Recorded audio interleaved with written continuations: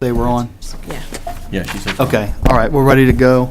I'll go ahead and call to order this meeting of Manassas Park governing body for March 17th. We have before us an agenda with some modifications. Notably, I'll cite the editorial change on the minutes when we get to the Okay. consent agenda, if that's okay. Sure. Notably, we want to move item 6E to item 7A, make it a new unfinished business item. So we're going to pull the proffer transfer to general fund balance out for discussion. We're going to move item 6F, capital improvement plan, to 8F. And then let me go back in and fill a gap. We're going to add an item 8E, which is intersection improvements at Manassas Drive and Euclid Avenue. And a task order. And with, associated with that, right? Correct. Okay. And a task order. Okay, and then we do have a few closed meetings, and do we have the appropriate citations there, I think? Yes, sir. That's paragraphs 1, 4, 7, and 29 of 2.2-3711A. 14729, okay. All right, so any other amendments to the agenda? I'll make a motion to approve the agenda presented. I'll second. Have a motion and a second, any discussion? All those in favor, please say aye. Aye. Any opposed? Abstentions? Motion carries unanimously. All right, if we could all rise for a moment of silence. Michael, would you mind leading us in the Pledge of Allegiance, please?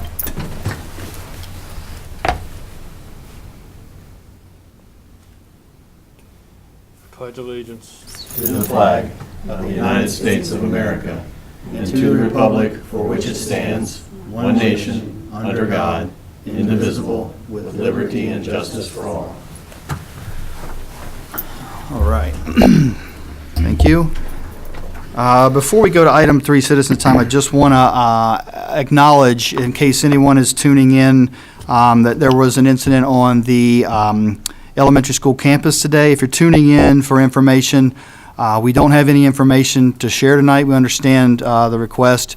Everything is kind of buttoned up. Everyone's safe. All the kids are home safe, and look for a press release from the police department tomorrow. Is that right, Kim? Yes. Okay, so just wanted to acknowledge that. And then we want to move on to item 3, citizen time. Nobody signed up, I presume? Nobody in attendance to address the governing body? All right, we'll move on to item 4, presentations, and item 4A, Prince William Library, Electronic Resources. Kirk Johnson? Yes, Looks like Vice Ms. Gilman Mayor as well. and Council, I'm Connie Gilman, and I'm the Director of the Public Library System.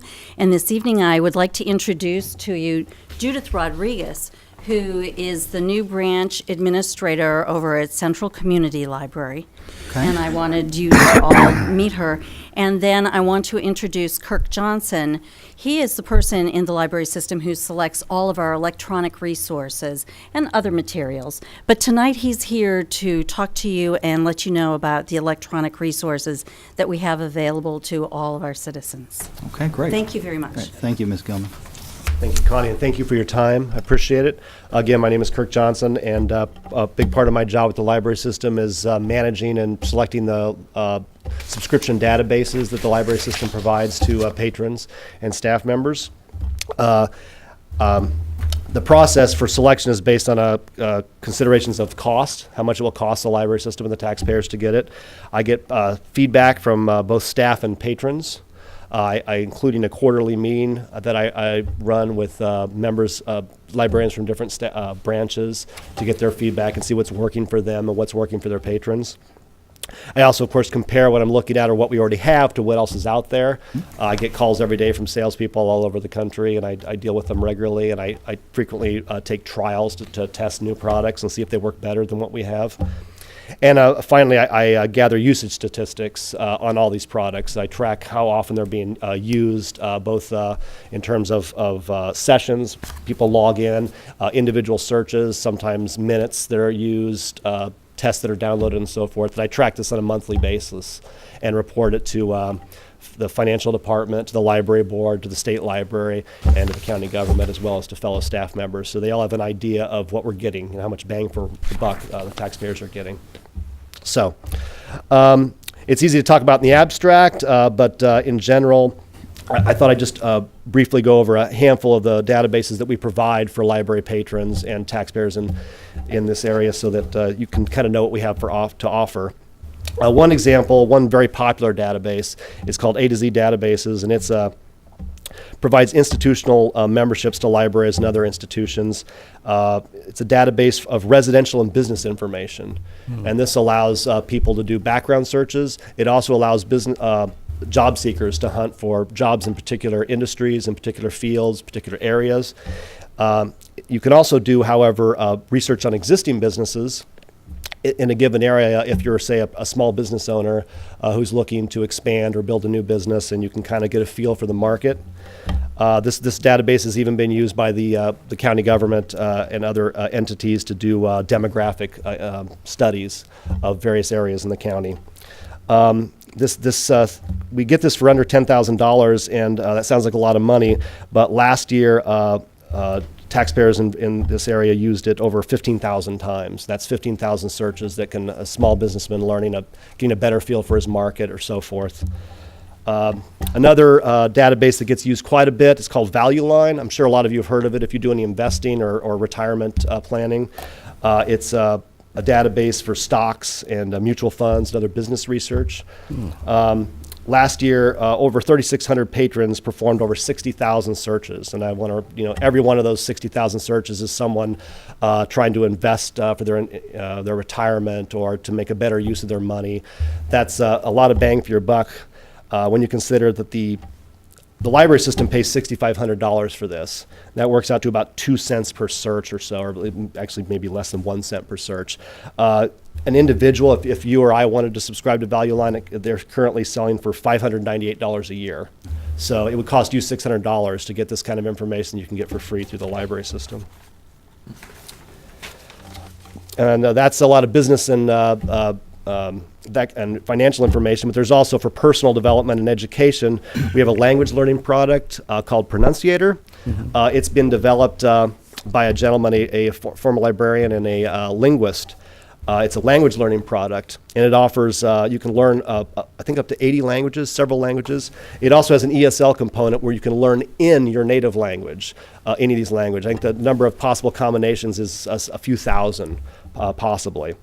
Every month, several hundred people, we just got this a few months ago to replace a previous product we got I thought this was a more robust product. Several hundred people log in every month to practice this and take quizzes. And one interesting thing is of the 25 or so different languages that people have been practicing in, one of the most popular is American English. So it's getting a lot of use as an ESL program and product. Now these are all things that generally are sold to institutions, but here's an example of something that commonly individuals get. Ancestry.com, you or I could subscribe to this for $20 a month, but still over the course of a year, that's over $200.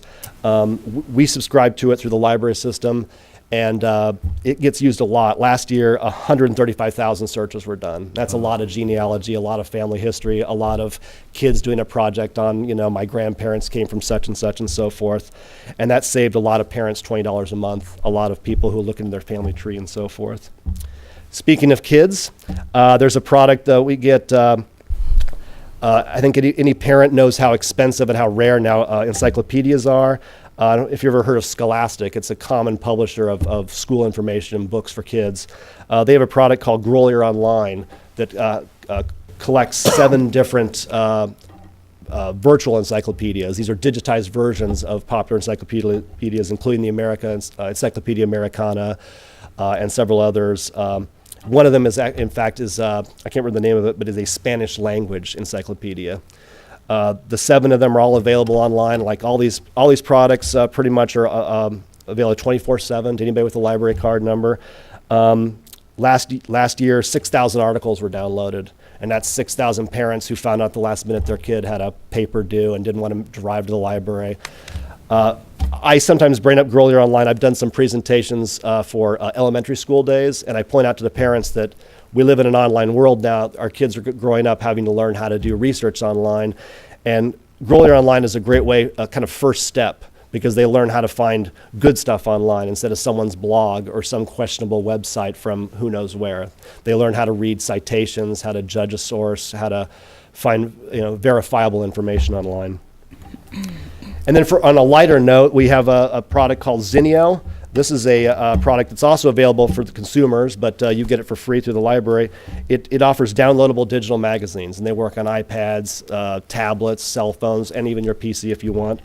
Right now, we have digital versions of over 140 popular titles. And the nice thing about Zinio is when you download it, you get to keep it forever. Unlike a lot of library items, you never have to bring it back. So if you want the new People magazine or the new National Geographic, you can put it right on your iPad, and it's yours to read wherever, whenever you want. We have a lot of other products like this. Two things we get that have kind of a niche market, but a very popular niche market is Chilton's and Mitchell's. These are two auto repair and maintenance products. A lot of auto shops subscribe to these. It costs several $100s, if not a couple thousand, to get a subscription to Chilton's or Mitchell's. Thanks to the library system, patrons and a lot of auto mechanics, as well as car restorers, can come in for free. Hundreds of searches each month, and that's people giving business to the auto parts store down the street and so forth. There are many other products, though. I think we have, at last count, something like 80.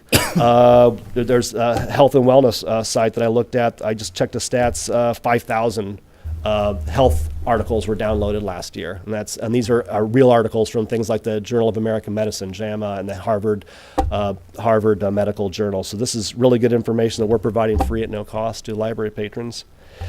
So I wanted to thank you all for your time. Really appreciate this chance to kind of let you know a little something that the library system provides, and appreciate it. Kirk, I appreciate it. Before I check with questions, do you have any of the information you just provided? Do you have any collateral around it you could share? I wouldn't want you to go back and put your report into something, but if there's anything that you naturally create as far as statistics or data that you just shared, it would be useful. Like an actual sheet? Any of your normal reporting rhythms is what I'm thinking about. I'm not asking you to create something new. Absolutely. I have several spreadsheets that I could easily forward to anybody. To the extent that anything you've got ready for export, that'd be great. Absolutely. Yeah, they were interesting stats, and some of them were sort of eye-opening as far as how the electronic media is used. So. Yeah, I can send. There's two reports. One is the one that the library system kind of provides to the board and the state, and there's another one that I use internally. That I leave out the stuff, because some of our products are actually provided through state funding, so I don't include those because that's not a selection decision. The state library pays for it, so the selection decision's been made for me. Yeah. So, but on those, I tend to go deeper and get into some more detail. I'm just thinking anything you normally would report out. So Absolutely, no, I can provide both of them. All right, thank you, Kirk. I appreciate it. Preston? You said Zinio. How do you spell that? Zinio.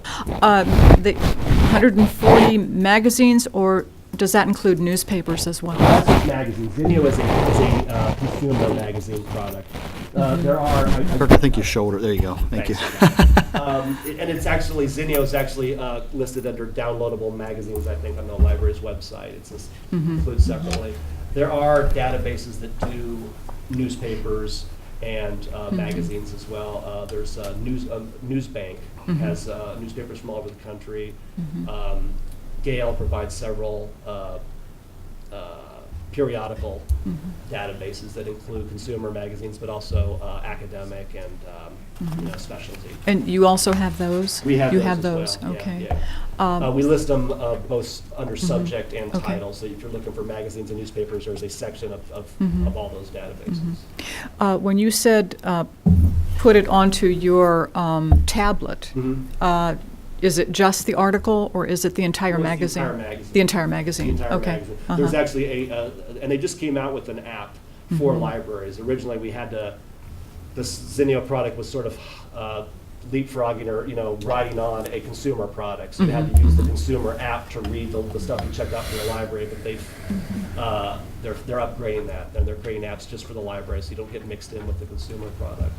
But it's very interactive. I mean, like it's an exact digital replica, but when you go to the contents, it's interactive. You know. And like the National Geographic, the cover is a video, so it moves, or sometimes it's like a three-dimensional thing that moves, and they embed videos into the National Geographic. But you get everything, even the ads. So if one wanted to download the Washington Post or the Wall Street Journal, Could you do The that? Post is not through that. The Post is, we actually have the Post, though, linked You- through another database, yeah. Okay. And we also have historical newspapers, so we have like the Post and the New York Times and the Wall Street Journal, some of those going back into the 19th century. And those are great for people doing research and so forth. How many newspapers do you have prior to 1900? Prior to 1900? That's a really good question. The big ones, I know we have the Times, the Post, the Journal. There's a lot of, I don't know, I've never sorted them by day, but it depends on the title. It depends on what the company got rights to. Sometimes it boils down to what's been digitized, you know. It tends to be that the more popular titles are more digitized because it's just cost effective. As opposed to microfilm? Yeah. Okay, Yeah. okay. We So- don't have much microfilm anymore. Okay. We have a few, but, So, just because something's on microfilm, I shouldn't assume that it would be digitized? yeah, Okay. that's true. That's true, because digitization requires hosting and so forth. Okay, And so, okay. microfilm is clunky, but it's also cheap and durable. Yeah. You know, it lasts forever. Yeah, So. yeah. Thank you. You're welcome. Preston, you had some questions? First, thank you, Dr. Gilman, and welcome, Ms. Rodriguez and Mr. Johnson. My question is, that I don't have the data, but I know this anecdotally, that a significant number of people that use especially the computer lab in the library, use it for job searching. Do we have any databases or programs that help with job searching and applying for jobs? Well, A to Z is actually very good for that. Although, it depends on since it's a business and residential database, it may not be for every. It's not a classified site, Right. but it is good if you're looking for opportunities in particular industries or fields. To be honest, we did for a while. I tried a career guidance center, and I subscribed to that. The library system subscribed to that, and it did not get good statistics. And we subscribed to it for I think 2 years, and we did do some promotion, and it just didn't. The usage statistics weren't there. It was only getting used a handful of times per month, and that just wasn't worth the cost. It wasn't a particularly expensive database, but it was a few $1,000s that could have been spent better elsewhere. Are there any programs for like cover letter, resume builder programs to assist with people? I've looked at a few. There's one called Cypress Resume that some library systems have used, but the problem with Cypress is it creates a PDF. Oh. It's not not manipulable. You can't, you create a document that you can't then import into Microsoft and update later. So, not really, no. The Fergusons had information on that and guidance, but it just, I don't know if it was intimidating or if I somehow failed to promote it well, but it just never took off. Okay. And my last question is, can members access these services like Zenio and A to Z remotely? Yes, there's a handful of products that because of publisher restrictions are not allowed, remotely. But I can count them on one hand. There's Washington Consumers Checkbook, which is very good, but they want you to come inside. Chilton's. Excuse me, no, I'm sorry, Mitchell's. Chilton's is remote. I always get them mixed up. One of them is remote, one of them isn't. And then a couple other small ones. There's a Foundation Grants to Individuals, which is from the Foundation Center, the center in DC, and they do, if you're looking for foundation grants or scholarships. And one more, Ancestry, yeah. Okay. Ancestry wants you to come in. But we also have heritagequest.com, which is similar to Ancestry, and that's remote. And again, I said, Mitchell's is in-house, but Chilton's remote. Everything else is on the website, and all you need is your library card number, and then you're allowed access. It's 24/7. Most of them have, a lot of them have downloadable documents, whether it's tests or articles or whatever, and that's all. You can do that all, with again remotely. Okay. There's a couple of, I probably should have mentioned this, there's a couple of test sites that have a lot of career, that it doesn't do resume building, but there's Learn to Test and Testing and Education Resource Center, and both of those somewhat address what you're asking for. They have everything from GED They have ebooks for one thing, for like GED, GRE, the ASVAB, Right. the NCLEX for nursing. It's a bunch of vocational and professional tests, but they also have practice tests. So you can Okay. actually take a practice GRE test or a practice ASVAB or whatever. And that's kind of useful. brush up. And there are some tips and hints on resume building and career hunting in there. Okay. Oh, I just thought one more question. In terms of just computer usage and browsing, I'm just guessing that you've seen that number increase over time. What does it compare to the number of people that check out books? Historically, Yeah. the checkouts have remained like flat or gone down just slightly. Mm-hmm. And I've been with the library system. I've been with this job 6-7 years now. Right. And what I've seen is pretty much it's kind of flattened out. The online kind of goes up. Things like Zinio get a bump because that's a big deal. Being able to put 50 magazines on your iPad before you go on vacation is great, and we didn't have anything like that before. Wow. So that stuff goes up, but the books seem to have kind of flattened. Compared to just the people that are going there just to browse on the internet, to check their Facebook or whatever social networking site they're using, or just to browse in general. Yeah, the in-house use is still pretty steady, Yeah. And one thing, and this is unfortunate, we can't track wireless use. That would be that's like one big black hole in our usage statistics. We know a lot of people are there all day studying or tutoring with their laptops, and we have no metrics to measure that. But you do keep stats on the usage of your computers themselves. Yes. And that's we have. I don't have the full report, but I can even send that report if you'd like. and that's outnumbered the checkouts that are stalemate. I don't know, Connie. What do you think? Yes, it would. Yeah, And yeah. actually, at each library board meeting, we have one once a month. You have a representative, Brian Leeper, who's a representative to the library board. He receives all of that electronically before the board meeting and at the board meeting that he can bring back to all of you with all of that data that you're asking about.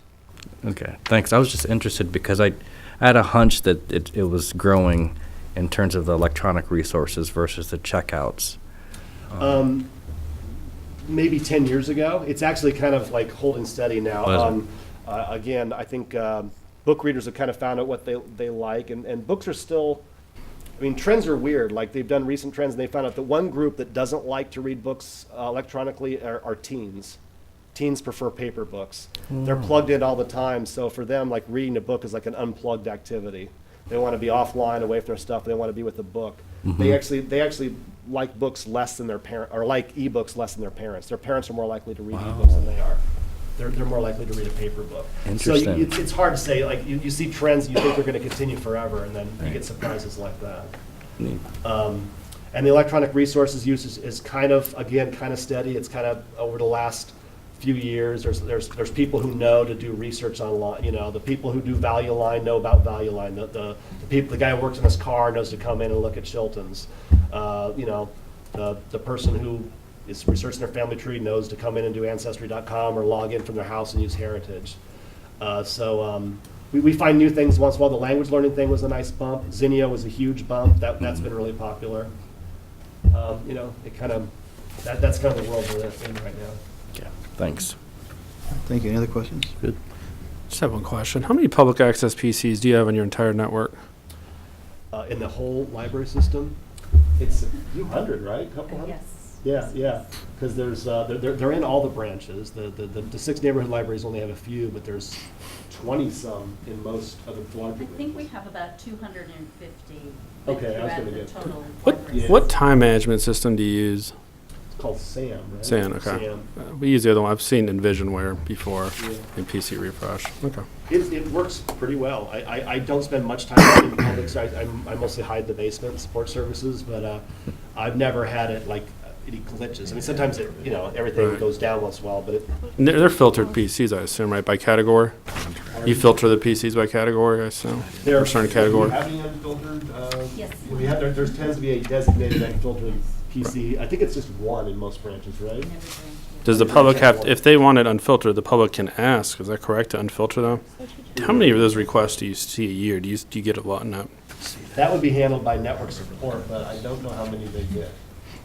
It all comes through me when they have a report, and we have not had one in the past 2 years Yeah. to unfilter.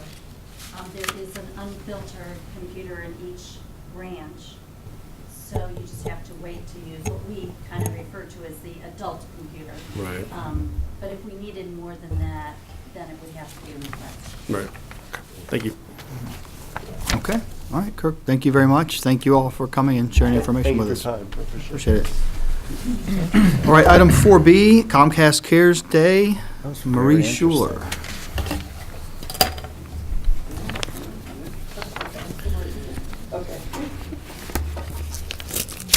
Hi, Ms. Schuler, how are you? I'm good. How are you, Vice Mayor, Council? I'm here today to present to you Comcast Cares Day. And I don't know if you've heard anything about it, but Comcast Cares Day is the largest day of giving from a corporation in the country. And it's our opportunity, really, to give back to the community. What we do is Comcast and the NBC Universal staff, their family, friends, nonprofits, come out on a specific day. It's April 25th this year, and we work on projects that have been decided by the group. For the last several years, we've partnered with Leadership Prince William, and Leadership Prince William has a very strong philanthropic arm and really gets involved in the community. So it's worked out extremely well for us. And we strategized this year on what we were going to do, and there were some requests actually that came in that suggested that we come to Manassas Park. So we reached out, and Vanessa and the Parks and Rec staff very kindly met with us, and we sat down and talked about what potential projects we could do here in Manassas Park. And I believe we've centered on some work around the community center, as well as some work over at the schools. So we'll be kind of splitting up the project, but it's going to be beautification projects where we'll be doing some landscaping, doing some painting, doing some repairs in both areas. And we hope to make it a really, really fun day. Comcast Cares Day has really grown through the years. When we started in 2001, we had about 6,000, maybe 6,500 volunteers across the country. And last year, we actually increased that number. We had 95,000 volunteers come out. And again, these are family, friends, residents of the community. Members of Comcast staff and their employees, Leadership Prince William. And we did about 856 projects across the country. So we're really, really, really pleased to bring it to Manassas Park this year. You all have before you invitations. We would be very pleased if you would come out and join us, either for our rally. The registration starts at 8 o'clock. The rally will be at 8:30, and you certainly have an opportunity to speak to the public at the rally and or stay for the day and join in with the fun. And don't forget, you get a T-shirt. Oh, yes, yeah, we do give T-shirts out. So the request really is to explain the project to you, request that you come out and join us. If there's any members of the public that are watching and would like to join, the more the merrier. We have lots of work to do. They've put their list together, and we'll just be going through and doing as much as we possibly can. There is a website that the public can register on. It is www.comcastinthecommunity.com, and you register on it either through Facebook or Google+. Leadership Prince William will also be creating a site for people to go in and log on, and we'll combine the files. And of course, if anyone wants to show up the day of the event, we will be more than happy to receive them and put them to work. Okay. So, are there any questions? All right, great. Well, thank you very much for the information and the Thank you. conversation. We'll be giving you a lot more information as it gets closer, so look Yeah. forward to it. Okay. We're still in the kind of strategic planning. We're doing some logistics on it. Okay, so it'll be nice and warm by the time you guys, By April, yes, by the Okay. end of April, yeah. all right. Yeah. And no rain that day either. All right, we'll root for that. No rain. Thank you. Thank you. All right, that concludes the presentations. Item 5, recognitions, we have none today. Item 6, consent agenda. So we've had some reconstructive surgery on the consent agenda. City attorney just identified one that we need to pull out due to some language adjustment. Item 6C, HVAC preventive maintenance agreement needs to be pulled out. If there's no objections, and I'll propose that at item 8G. We'll add that to the end of new business and make that 8G. So up for consideration under item 6 consent agenda are item 6A, approval of minutes of February 25th and March 3rd. And I need to note a correction there. Page 11, there's a reference to number of single-family units in Caden Ridge. It should be 188, not 489. Item 6B are the 2015 fireworks, Bay Fireworks, $16,500. Item 6D, replacement of damaged police vehicle. And item 6G, local choice insurance program 2016. So it's those 4 items originally labeled 6A, 6B, 6D, 6G. Governing body's pleasure on the consent agenda. Motion to approve. Second. Motion and a second, any discussion? All in favor, please say aye. Aye. Aye. Any noes, abstentions? Motion carries unanimously. So that brings us down to, make sure I get this right, item 7A, which was pulled from the consent agenda, formerly 6E, finance proffer transfer to general fund balance. Gary, do you want to explain this? We had mentioned this to you all before. You all had passed a resolution in 2011 that suggested using proffer funds from what is now Belmont Reserve and Dominion Crossing for restoration of the general fund to 15% level. And this is a request to do that so that we can stay above 15% for the next couple of years. Do you want to add anything to that, Gary? I think I discussed most of this at that meeting. Again, this money will not be appropriated. It's to be held in general fund, again, to keep our fund balance at above the 15% requirement. Okay. Jeanette, please. How much is in there right now? From a percentage base, I believe the number at June 30, 2014 is 14.7%. How about a dollar amount?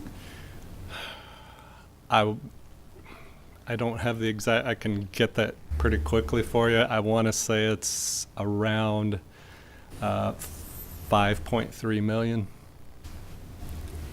Around, okay, 5 point. So so the 15% would be about 7.6? No, 15%, and again, that the $1 million, as I mentioned, will put us above, for 2015, it will put us above 15%, but it allows for if 2016 budgets will be higher because of our debt service, so that 15% requirement will go up, but it should allow us to be at a little bit above that 15% for the next couple of years. I want to say that the $1 million for right now would put us, I believe it was like 16.1 maybe. And again, I can get you those numbers. Okay, I had them a that couple would be weeks great if ago. you could, yeah. And then 2016, again, just looking kind of ballpark with the roughly $2 million increase in debt service, we will probably, that $1 million, again, we're not looking to transfer any money out of proffers for fund balance in the future, but that number will go down to like probably 15.2 or 15.3%, just as a guess. But again, I'll get you I'll get the numbers to Okay. the city manager first thing in the morning. So your 16.1, was that percent or was that million? That was a percentage. Percent, okay. Okay. Gary, are you factoring in, or are you not including the Palisades escrow money that's like $1 million or $1.5 million if they don't develop the commercial portion? No, that money is sitting in an escrow account. The Okay. $1 million is in an escrow account in the general fund. It's not has not been shown as revenue. It's technically a liability of the city. I mean, we owe it back if certain things happen, so. Okay, I'm just making sure that's not in here. Any other questions? And again, just so we're clear, there's the number I'm not sure Vanessa knows. As of January 9th, we had, it was about over $8 million in total proffers. So what we transferred out June 30, 2014, about 2.3 million. So this will make it a total of 3.3 million. So there's still $5 million plus left in the additional that we received. So there's still a good amount that will be left in capital projects fund balance. That's where we're accounting for proffers for use at y'all's discretion at whatever point you decide. May I request that when you arrive at the dollar figure in the morning, that it become a part of the minutes? The public might be interested in having that information. Okay. Okay. Clarify staff, oh, sorry, Sue, go ahead, please. I was going to call for a motion. Oh, okay. I'll make the motion to approve, and then we can have a discussion. I'll ask my question. then. Okay, so the motion, just to clarify, it's that the governing body approves a transfer of $1 million from Capital Projects Fund proffer revenue to general fund balance in accordance with Resolution 11-1000-1117. Is that accurate representation of the motion? Yes, sir. And to include the final numbers in the minutes. And to include the final numbers in the minutes. Second. Okay. Motion and a second, discussion?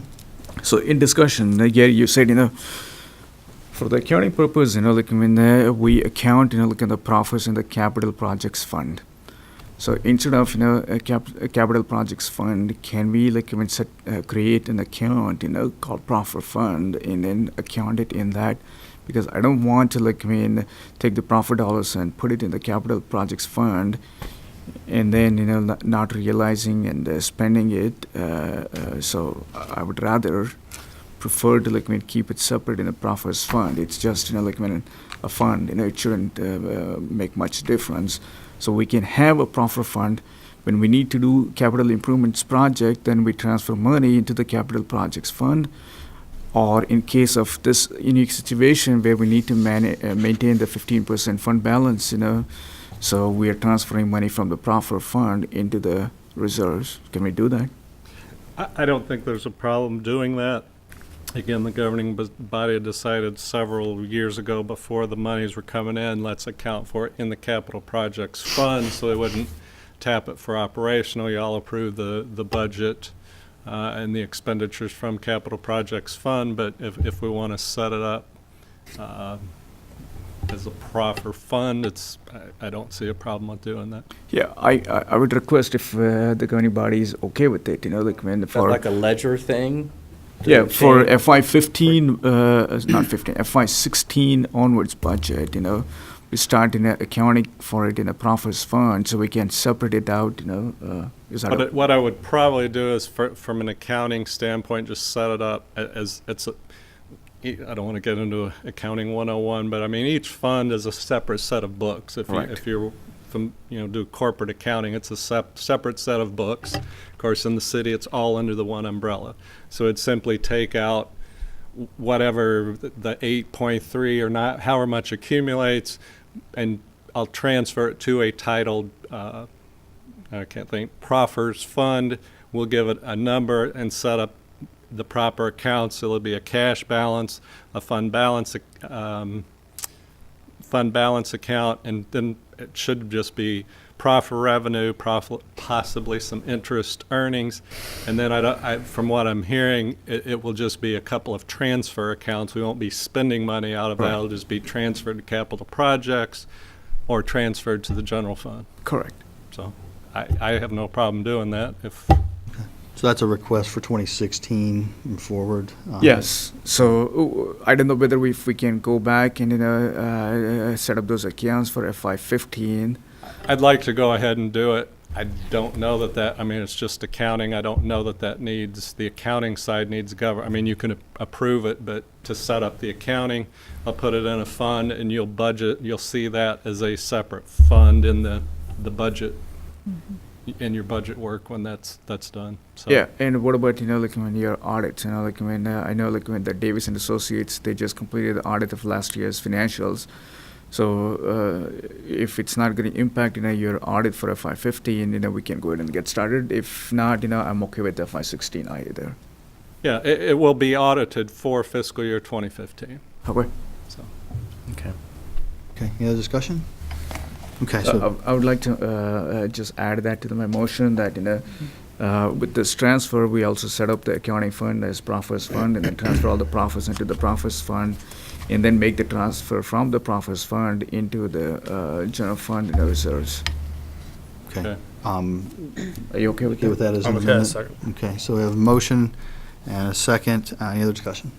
All those in favor, please say aye. Aye. Any opposed? Abstentions?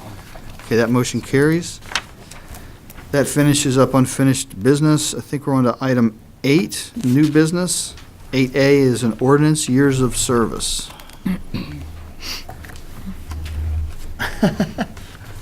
We got a juggled up agenda here. I think I'm still executing the right order here. 8A, we moved several things down to 8E, F, and G. So I think we're at 8A now. Kim, how do you want to handle item 8A? Well, Lana had prepared this, unless Okay. she has something to add to Well, what's let's- here. It looks like it's just So let me take a look. for these. I think there was, let me just take a quick look at it because I think there were Question? names in there. What's the total amount?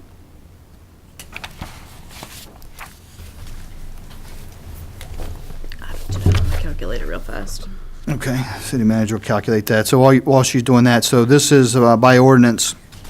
This is an ordinance to recognize employees of the city for their years of service. And let me just, I won't read the whole ordinance, but just to recognize the individuals. We have 5 years of service. Winifred O'Neill in the Treasurer's Office, Jay Swisher in Parks and Rec, 10 years of service.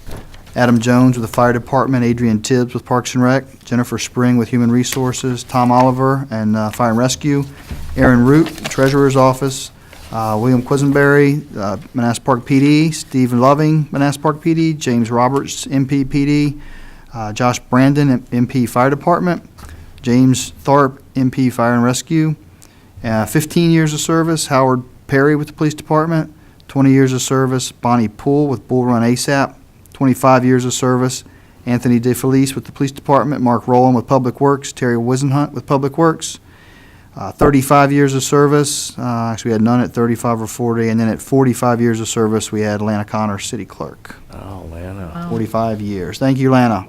And it looks like total is 3,450. Okay. So we have that ordinance with a recommendation to approve that ordinance as presented. So moved. Second. Motion and a second. Any other discussion? All those in favor, please say aye. Aye. Any opposed? Abstentions? Motion carries unanimously. Item 8B, voluntary early retirement incentive offer. Vario. This is what I had discussed with you all via email, and what I am proposing, if you see the attachment on the back of that, are these program guidelines that would allow for a $25,000 incentive for any eligible employee who retired on or before June 30th of this year, and $20,000 for any eligible employee who chose to retire after June 30th of this year, but before June 30th of next year. And the criteria for eligibility would be that they are eligible for early or full retirement under VRS, and that their current salary be above the mid-level of the salary range, or that a determination was made by myself in consultation with the HR director and department director that their acceptance of the offer would result in a savings for the city for that position. We currently have, I think, 9 or 10 folks that are eligible before June 30th of 2016. I'm sorry, how many? 9 or 10 that are eligible before June 30th of 2016, and before June 30th of 2015, we have 4, I believe, that would be eligible, 4 or 5. And if every single one of them chose to accept the offer, which I doubt that would happen, but we could realize at least $120,000 annually in savings. Okay. So I have a recommendation of staff to approve the voluntary early retirement incentive offer and authorize the city manager to implement immediately. So moved. Second. Motion and a second. Any discussion? All those in favor, please say aye. Aye. Any opposed? Abstentions? Motion carries unanimously. Item 8C, Comcast extension letter to April 30th, 2015. Kim, is this one you or? This is Dean. Dean, okay. Dean, please. This is, you may remember, we've actually extended it twice because we're in negotiations right now. We've now reached a point where the agreement is pretty much finalized. There's a few questions that I'll have to ask you directly, but we believe we can get this wrapped up very soon, and then we'd have to go ahead and have the public hearings in April. So this extension would take us to April 30th, which should be sufficient amount of time. Subsequent to this, I've created a ordinance that was added to your agenda packet. I don't know if you guys have it or not, but Item 8C. right, it's the addition there. It's very similar to the one we did before extending this. So the request is actually to approve the extension to April 30th by ordinance. Okay. Is there a motion? I'll make a motion to approve the ordinance as presented. I'll second it. Motion and a second. Any discussion? Dean, when do you expect us to be able to see what? Yeah. Well, I can send something out to you tomorrow. I need to go in a closed meeting with you tonight and talk about some of the terms. Very minor changes, but I want you guys to see the whole thing and to make sure that Matt Ames is gathered everything you wanted in there. If you remember when we started this, we asked a lot of questions, what was important, what wasn't important. He pulled all that together. He came up with a list of things, and we distributed that, got some more feedback. Once he had an understanding of where the governing body and the city as a whole wanted to go with this agreement, he then went and started negotiating with Comcast. Some things they were not willing to work with, some they were. He's been very effective, though, on behalf of the city. You'll see when I send this thing out to you, I think he did a really good job. So, again, there are a couple items that we need to talk about in closed meeting before we can finalize our position and hopefully get this thing wrapped up. Jeanette, were you going to ask a question? Did somebody else have a question? No. Okay, I thought I heard somebody else prompting a question. Okay, so I have a motion and a second. Any other discussion? All those in favor, please say aye. Aye. Any opposed? Abstentions? Motion carries unanimously. Item 8D is the Virginia Retirement System Hybrid Report, and we received information that one was not in our original package, so that's also on your table. It is in front of you. It's got 8D circled, and this is actually not a report, it's an action item, and I'm going to ask Myra to speak to it and make her recommendation. Hello, Myra. Hi. Back in October of 2013, there was an opt-out of the Virginia Retirement Disability Program, and it was agreed to opt out and just select another carrier, a comparable carrier at a later time. The problem is that it was supposed to be selected for January 1st, 2014, and that didn't take place. So I did reach out to VACORP, and they said they can do the disability, date it to March 1st, 2015, and we won't have to pay any back premiums. Okay, I do, just a quick question. I do note that this was not budgeted. It was not. It was not. But we don't have But we don't really a ha- choice. we don't have a right? choice, Yeah, right? We I have to do it. understand. yeah. The alternative is There is- self-insurance or? Well, this is kind of self-insurance. Okay. yeah. And how much would it cost just ballparking if we had to pay those back premiums, that they're saving us money, actually? About 2,900. Yeah. It's only affecting employees that are in the hybrid, Mhm. which would have been effective January 1st, 2014 to present. Okay. I'll make a motion to approve as presented. Second. Motion and a second. Any discussion? Just a Yes, please, quick Janet, question. please. Not actually dealing with this specifically, but I was wondering if we could get a list of items, because I think they're going to probably be adding up items and the amounts that are not budgeted, that there is no line item for, so that we can keep a running total in our minds what this is adding up to. And it has nothing to do with this, just. So a list of any items that you all have approved additional appropriations for since the budget was adopted that were not. That were not that were not included budgeted in the for. budget, yes. Okay. Yeah. So those are like, what, emergency things included in that as well? Well, anything that would not be included in the Anything that budget. wasn't I mean, just budgeted so that for. we can have an idea where this is going. How many employees are on the new hybrid system? About 14. 14. Okay. Call a question. All those in favor, we have a motion and a second. All those in favor, please say aye. Aye. Any noes, abstentions? Motion carries unanimously. Now we're down to some of the counter juggling. So we had 8E was added, and that is also on the desk. That is the intersection improvements at Manassas Drive and Euclid Avenue. City Manager. Yes, this is basically a task order from Whitman Requart for it's an update of the appraisals for this project. These appraisals are having to be redone because the design was redone by VDOT, and the cost of the updating for this is $33,900. This is something that is reimbursable. It's a shame that we have to do this, but if you want to move forward, we have to. I'm sorry, I couldn't hear you. I said it's a shame that we have to get this redone again, but if you want to move forward with these projects, we have to approve it. So, two questions. One, this has to do with VDOT wanting it, or redoing the plans, not a lapse in time because it's taken so long. That is my understanding, and Dean might be able to shed a little more light on this, but my understanding is that VDOT's redesign ultimately was saved about $1 million from the original design, but do you want to elaborate on that? Yeah, the original appraisals were done with the old design, and they're stale now. They went stale because VDOT reviewed the plan. The previous plan had a retaining wall that was going to go in over along Euclid Avenue at the Guy Lewis property. Right. It's going to require significant utility relocation. By adjusting it, they were able to get rid of that, and I believe that was about $800,000 savings right there just for that retaining wall. There was some realignment was done.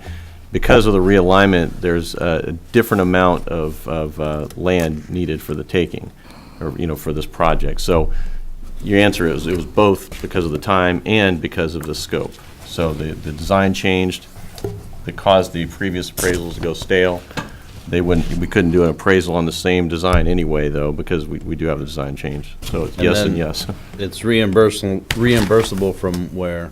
The $300,000 for right-of-way acquisition, we can reimburse it from that. That's the money that's going to go away September 1st if we Right. don't spend it. Okay. Please, Jeanette. Is this a line item? Or how is this, I'm a little fuzzy on how this is. I'd have to talk to Gary about the budgeting because this is, it's part of that project budget, but it's federal funding. It would be Okay. covered by the capital projects. Covered in the capital projects fund for this project. Okay. Manassas Okay. Euclid. Now, whether it's specific, there's a total project cost that Jay provided that's in that budget, but it's capital projects fund. And I will say that there is a chance that this could go down, the price could go down a little bit. Right now, Drew with the Berkeley Group is trying to work with them to see if at least one of the parcels can go with something called a bar instead of a full appraisal, but he hasn't heard back from them yet, but he's trying to do what he can to bring the cost down a little bit. Okay. And this is done in accordance with VDOT, this appraisal and their recommendations? Yes. And I did have them, originally, when they submitted this proposal, there was no deadline on it, and I told them I wouldn't even take it to you guys unless they put a dead time frame on it with a deadline, so we're making sure that that gets done, so. Okay. To ask you a question. Thank you. Yeah, I do. So this particular proposal by Whitman Record, can it be done by somebody else?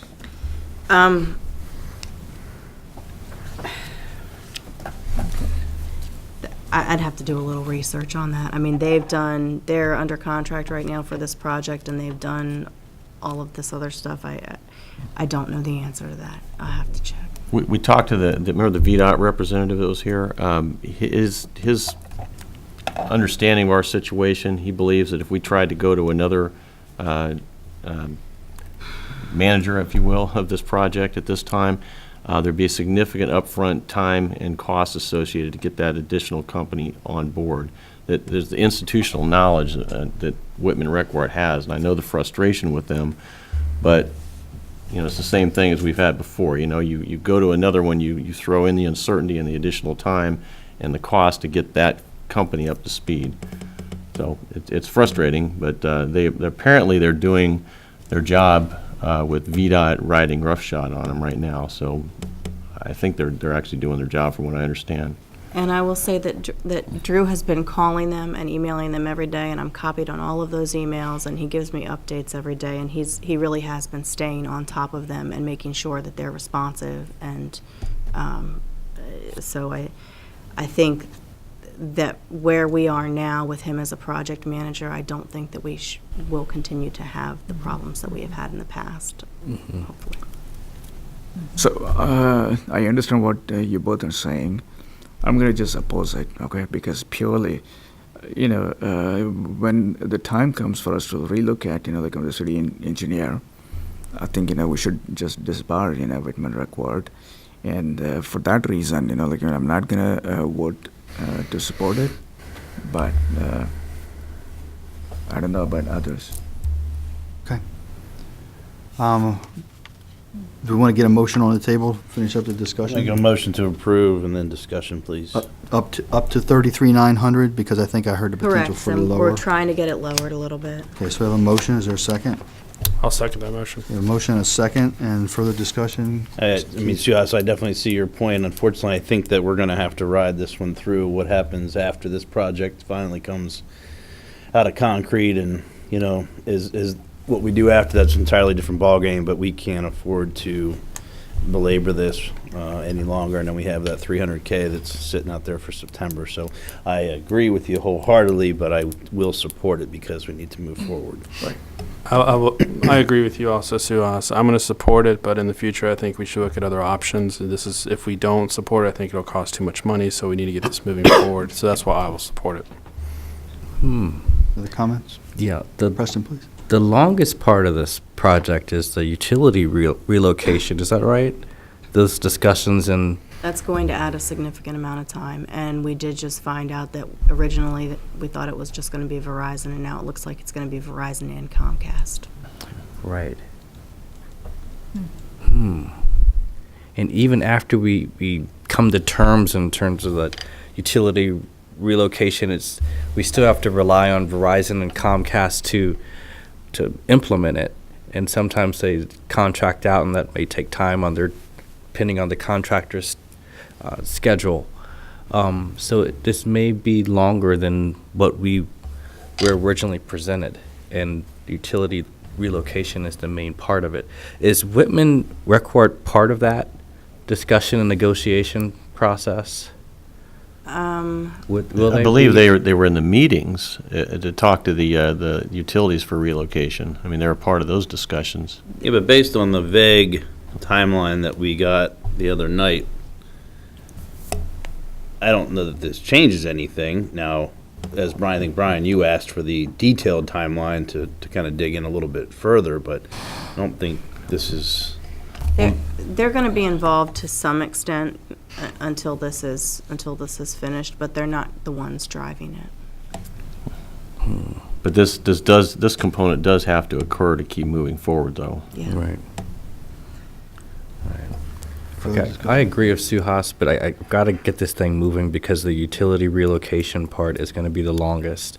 And I have a gut feeling that this is going to be longer than what we were presented in our timetable, simply because of that utility relocation and even it being implemented by Comcast and Verizon.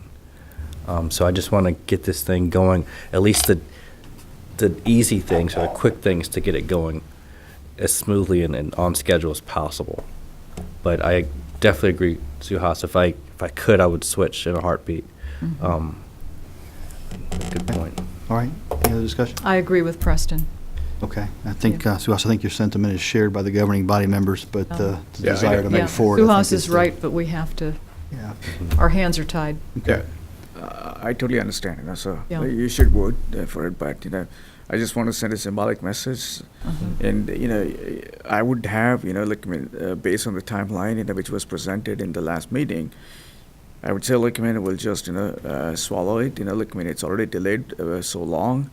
If it wouldn't have been for the $300,000, which we are at risk of losing, I would encourage you guys not to vote in support. Yeah.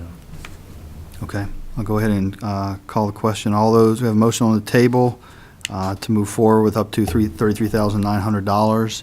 We have a motion and a second. So all those in favor, please say aye. Aye. Opposed? One opposed. One opposed. Abstentions? Okay, so motion carries 5-1.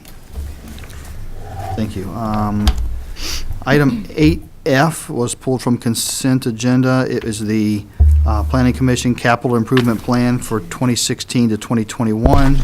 And at this time, we are not fielding the recommendation from the Planning Commission. This is switching to an informational item. That's Is that correct. correct? Yes, sir. As part of the Planning Commission, you understand the process that we go through annually. And we begin this process in September of each year and then start going through meetings with the Planning Commission. This document before you was held, a public meeting was held on March 2nd with the Planning Commission, and with that, their recommendation is as follows. Now, per our city code, the Planning Commission is to go through the steps that they go through every year, and then at that time, once they've made the recommendation, as Section 2-162A shows, it does include the schools, but every year I ask the schools for, they choose not to participate in the CIP process, so we go ahead without them. But we do this, and then we pass it on to the city manager, and then it is used as a budgeting tool with the annual budget. So what you have before you is the Planning Commission's recommendation to the governing body. Code also states in Section 163 that you have the power, shall have the power to accept with or without amendments or reject the proposed program. And so you can take out bits and pieces or adopt it wholly or in pieces. It's at your discretion. So that's what you have before you. Just to clarify, are you asking us to take action tonight, or are you No, requesting sir. that we do not take action tonight? No, sir. Okay. No, because it's kind of the cart before the horse. You're still in budget negotiations for the fiscal year 2016, so this is just another of the tools that you use to, for your budget. Okay, so we'll take it as information. Are there any questions tonight? Okay, Jeanette, please. I went and looked up the way the code used to read as opposed to this one. Am I correct in assuming that Section 2-160 is being eliminated completely? I don't have 160 in front of me, so I don't know. Because it goes from 2-159 to 2-162, That is, 160 is not there, and neither is 2-163D, which is, discusses capital appropriation. I don't know what you're looking at, I'm sorry. That's gonna be a Dean question. Okay. He's gonna have to do some This research is, on that. I can pull it up real quick. What are you Two talking dash about? 160 and 2-163D.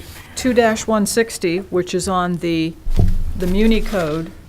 Oh, so it's a city code. is It's that a what city you're saying? code, and it's not here. So I'm just trying to wrap my I head don't around. know what it says, ma'am, I'm sorry, but I did send to Kim part of this city code that relates to the governing bodies process with the annual CIP, but I don't, I just took that part from the city council, so I don't know what, I apologize, I don't know what 160 reads. I'm pulling it up right now. Shouldn't take much And longer. it's, well, I guess my point was, not so much what it reads, Dean, right at the moment, but the fact that it's not here. And am I to assume that this is being struck? Oh, no, you have to strike, I mean, you have to actually amend the code to strike anything like that. I'm not sure what Then you're what looking is- at. then- but, What are you looking We at? approve it without This it. is what came in the packet that we were sent. And this is from the Manassas Park. I think it was just selective, because 2-159 talks about the planning commission preparing and revising the CIP, and the 2-160 talks about submission of it by each department, so it doesn't really apply to what we're talking about here. 2-161 is reserved, and 2-162 is submittal to the city council. When I went through and Okay, compared what's the 163D? old versus the new. 163D Oh, says, I know "No what this is. appropriation for a capital improvement project contained in the capital budget shall lapse until the purpose for which the appropriation was made Not at shall all. have been accomplished or abandoned, Find any difference. provided that a I couldn't project find- shall be deemed to have been abandoned if after 3 fiscal years from the appropriation," and et cetera, et cetera. So This is what she's looking at.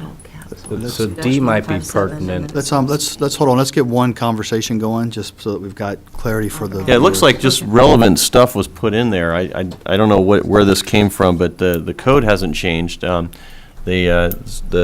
160 wasn't really applicable. It was just talking about the requirement for department heads to submit to the planning director. 161, there's nothing in it. And then 162 you have. 163, it looks like D was just left off. D just talks about the staleness of capital improvement projects and, when they have to be done. I was trying to figure out why they were not here. I wrote that, and to be as a cover for the capital improvements project. And all I did was I took out the 160 because I felt it wasn't relevant for the next step in the process. And then D, I felt was able to be taken out of just that memo, but it does not change the code at all. It just was for, the reason I just used those couple of sections was just so you would see what the next step in the process was. That was all. Oh, so you were pointing out the steps. Yes. When it was listed in the consent agenda, I assumed that we had to vote on this. No. So I went to the city code and I compared word for word, looking for what the changes were.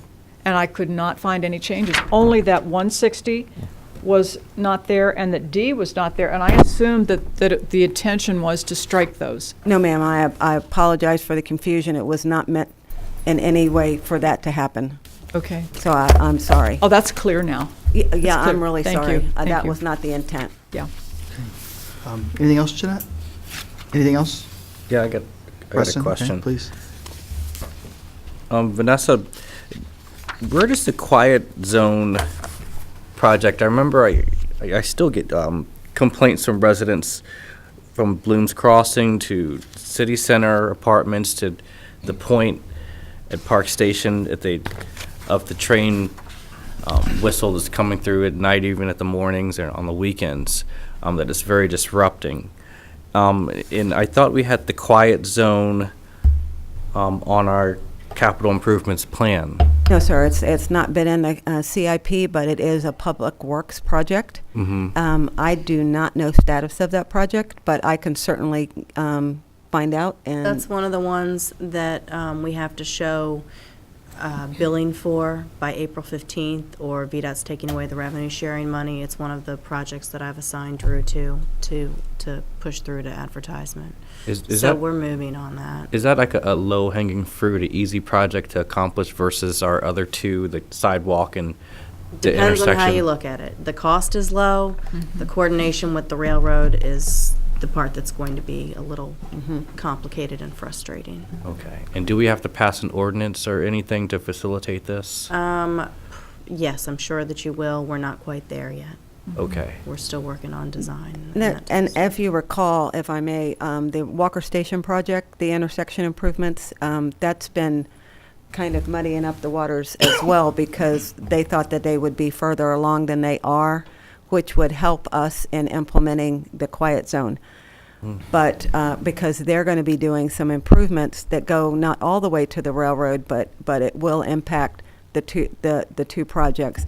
And I think, it's just been the horrible, tough last couple months we've had that really put those projects behind. Okay. And what's our deadline again? April? It's April 15th. Can we do that? But we've been moving on it. We should be able to We'll be able to show some effort be able to, yeah. and be in compliance with being able to get the funds. Okay.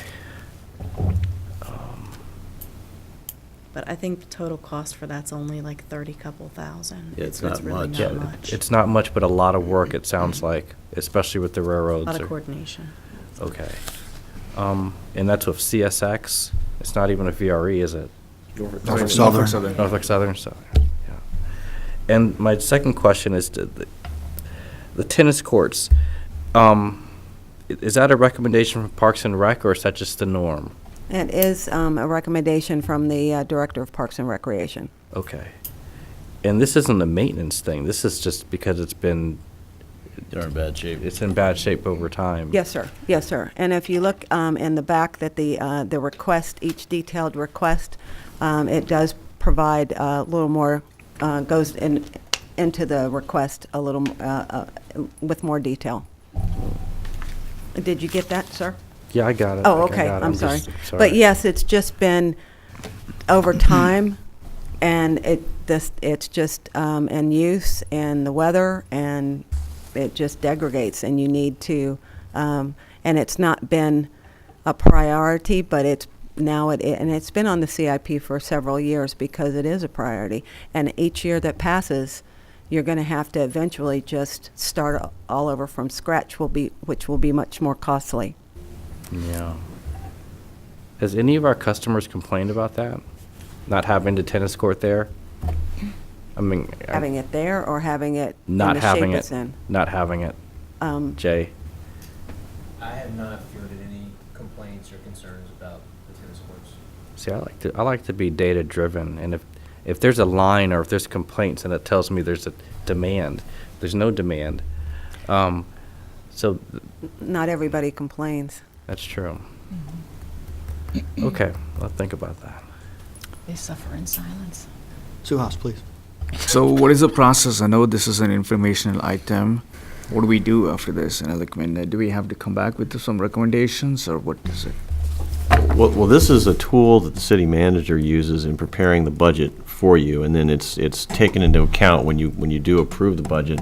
I believe if last year, did we approve the CIP, or we just accepted it? Don't we usually accept it? I think we usually just. Yeah, it's just accepted as part of the planning process part of the budget process. So it's not a requirement, this is just a recommendation by the planning commission. It doesn't prescribe a specific funding activity or commit the governing body to funding activity. It's a recommendation on the prioritization of those projects for consideration at budget time. So can the governing body, make some suggestions, move some projects up and down, like based on what Preston was saying about tennis courts, etc. One of the projects which I'm going to start championing would be the Manassas Park skate park. We get a lot of folks asking about that. Yeah. A lot. I know, demand. so that's why I'm saying, it's right now on a medium priority project. I'm gonna try to start, escalating that and, push it towards a high priority with the support of the governing body. So that's why I'm asking the question, what is the process? Can we change it? Can we? How would you like to take that input? Right. So given that we tonight aren't formally accepting, the planning commission has already made its recommendation. It does say that you have the power to accept with or without amendments. So I would expect that if this document is the Planning Commission's recommendation to you through listening to every director, explain their request and the purposes and the reasons why they ranked them the way they did. And so they used that information and prioritized this list. If you feel that there is something that is should be ranked in a different way, then you have by what I read in the code, you have the full authority to do that. Okay. To change the ranking, but you are basically looking at the first year, and then it has the 4 following years. But remember, each year it's updated. Okay. And So I'm so sorry. let me recommend that at a future point, will you bring it back with a recommendation to accept for governing body action? No, sir, You're done. this is I don't want to say that, but the handoff is to the city Okay. manager. What I would ask is that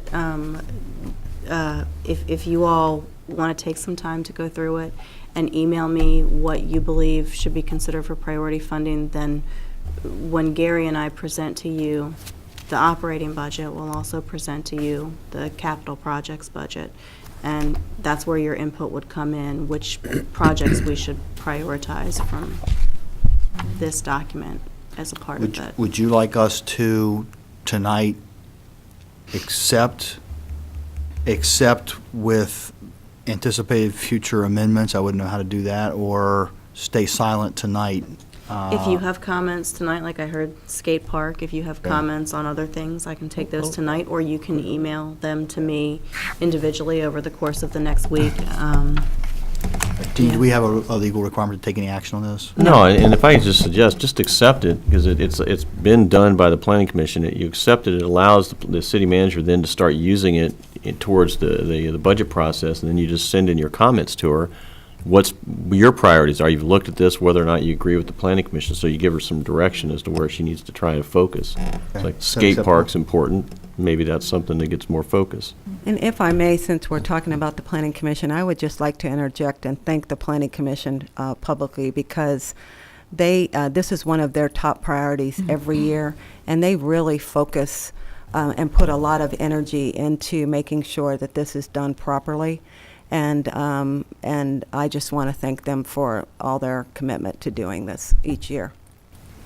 Pleasure to go anybody. Go ahead, Preston. The streets milling and paving, number 8, under high priority projects. So what I'm understanding from this is that our potholes that are on our roads right now, they can't get repaired until we approve this. Is that right? No, sir. No. No, that's not Okay. not accurate. Right. The holdup with a lot of the potholes has been the weather. They've been cold patching what they can, and then they're going to go back as the snow completely melts and it gets warmer to do the hot patching of some of them. Jay wants to prioritize road maintenance, but I don't know that he's quite done that yet. We need to have some more conversations about that. Okay, and my last thing is, Suhas mentions the skate park, which I think is brilliant, because that's where you have demand. The number of kids have mentioned that, and parents. And we hear it from people at PD all the time, too, that people ask them about it. Yeah. But what about bike lanes? I mean, I work next to a bike lane, and I've seen it start, and it's grown so much over the months that, when I cross the street, I have to watch out for bikes because I almost get run over. It's not the cars, it's the bikes.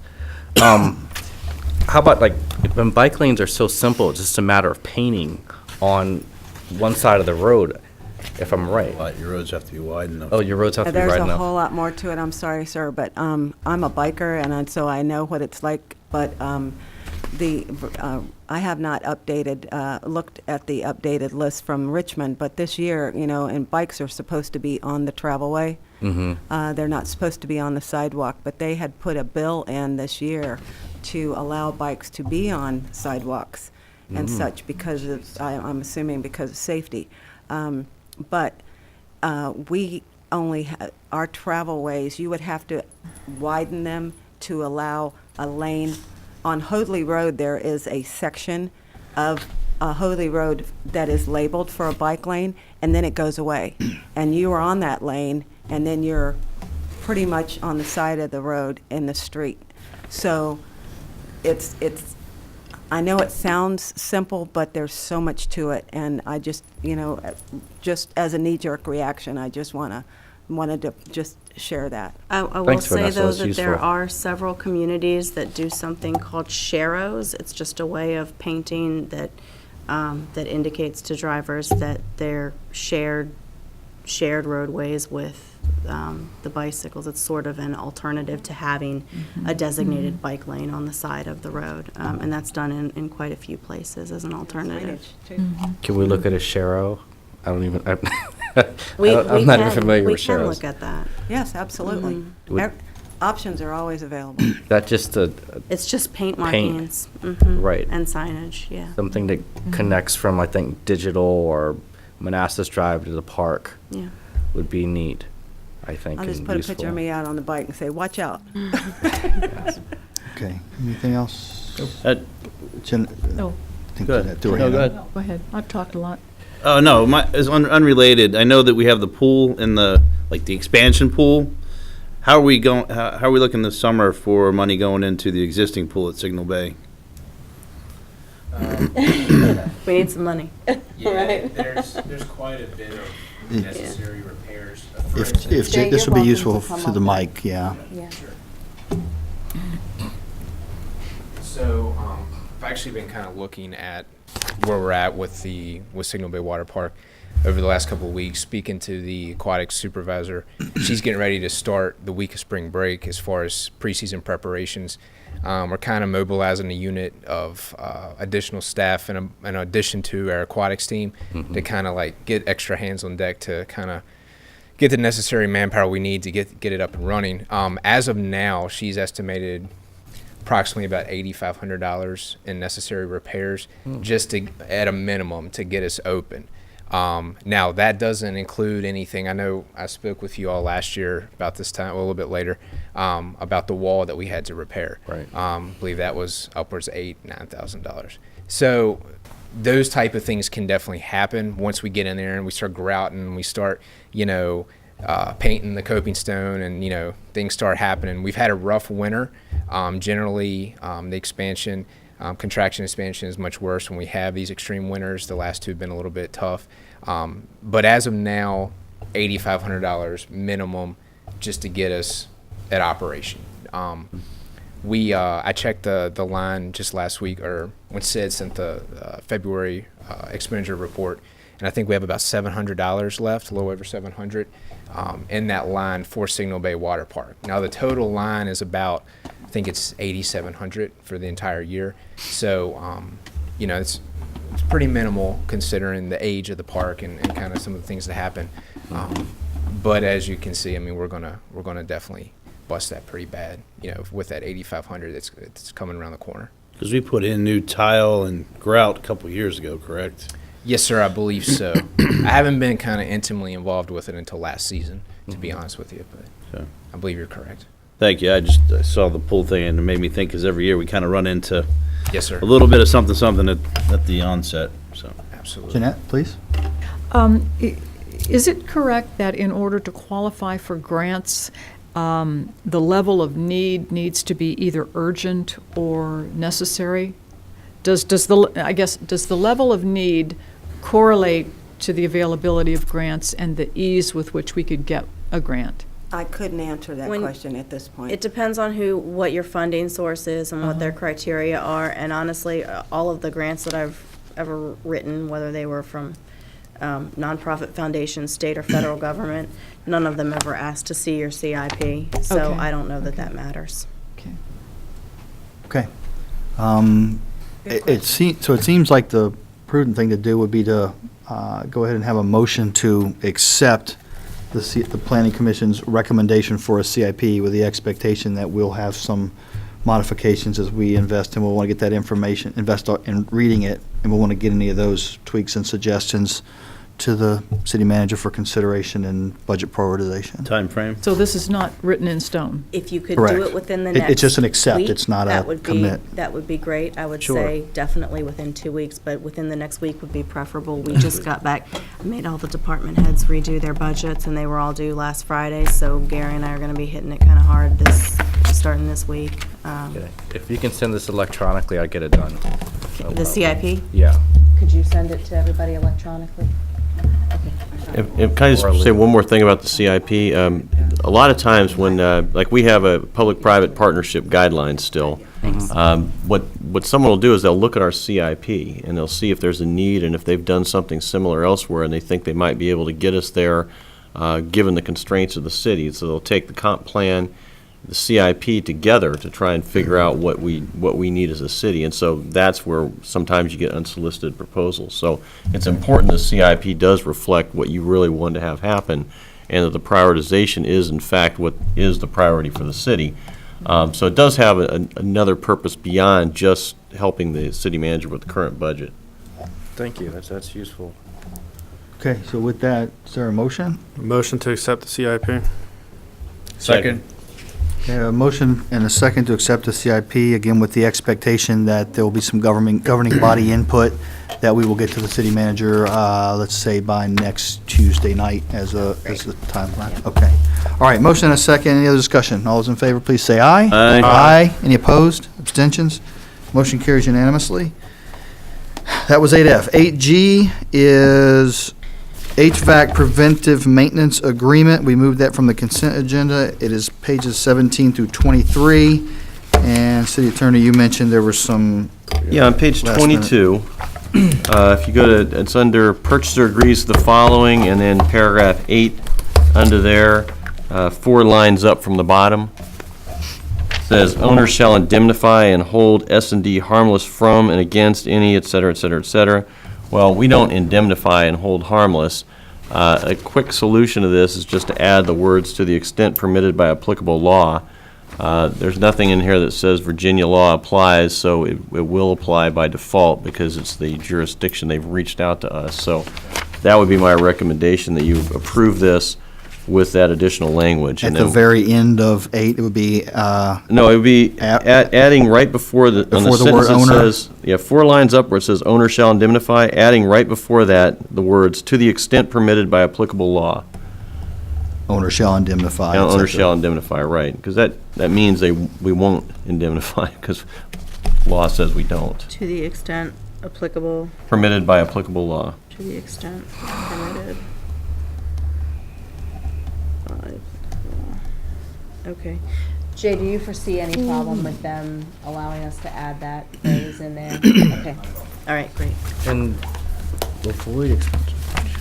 Okay, so with that, I guess ultimately you're looking for, let me just confirm, you're looking for a motion to approve the preventive maintenance contract. Yes, it's already um, budgeted. In the amount of $23,840 as proposed, plus the amended language. Correct. So moved. Second. Motion and a second. Any other discussion? All those in favor, please say aye. Aye. Aye. Any opposed? Abstentions? Motion carries unanimously. I think we're down to item 9. Did I miss anything? Didn't miss anything, nothing for the manager's report. We can go to close. Okay, so we're straight to closed meeting. City Attorney. I recommend the governing body go into closed meeting to discuss the assignment and performance of specific public officers, and employees of the city, to protect the privacy of individuals in personal matters not related to public business, to consult with the city attorney regarding 2 legal matters requiring the provision of legal advice by the city attorney, and to discuss the award in terms of 2 public contracts involving the expenditure of public funds where discussion in an open session would adversely affect the bargaining position or negotiating strategy of the city pursuant to paragraphs 1, 4, 7, and 29 respectively of subsection 2.2-3711A of the Code of Virginia. Does this include the citation for what's written in here, discuss assignment performance specific officers, employees? Yeah, that's That's part of that? Yes. That's one? Mhm. Okay. Okay, is there a motion? So moved. Second. Motion and a second. Any Any discussion? All those in favor, please say aye. Aye. Opposed? Abstentions? Motion carries unanimously. 5-minute break. So 5-minute break.